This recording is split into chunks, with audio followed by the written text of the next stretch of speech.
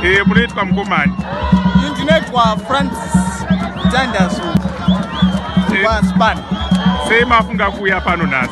Tauya pano nekuti tauya kuzochema former president wedu Robert Gabriel Mugabe. Iye akatipa kuti tiwane kuzvitonga kuzere. Tairarama tiri pasi pevarungu tisingatenderwe kusvika mune dzimwe nzvimbo mutaundi, asi nekuda kwapresident wedu wakatitendera kuti tikwanise kusvika nzvimbo dzese, tikwanise kutora minda. Taishandiswa nevarungu tanga tisina minda, asi taane minda. Saka president wedu nesaka tauya nhasi neuwandu hwedu, vamwe vachiri munzira kuuya kuzovachema. Ndiyo nguva yatakwanisa kuuya kuti tikwanise kuchema president wedu.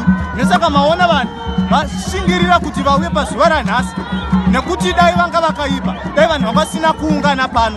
Vaungana pano nekuti president wedu vakanaka. Nesaka ndo zvatawira pano kuuya kuzochema tichinyaradzana nemhuri dzekwaMugabe. Hatisi kureva kuti vekwaMugabe ndivo vega vari kuchema, nesu vana veZimbabwe, nekuti tiri kubva paudzvinyiriri wanga tiri. Nesaka tauya pano kuti tione kuzvitonga. Takaona kuzvitonga kuzere kuburikidza napresident wedu. Nesaka tauya pano nhasi ndiwo machemero atiri kuita vana veZimbabwe, kuti munhu akatipa kuti tikwanise kuona masimba, nekuti tanga tiri pasi pevarungu. Apa tichazi pasi pevarungu, tave pamusoro pevarungu nekuda kwapresident Mugabe.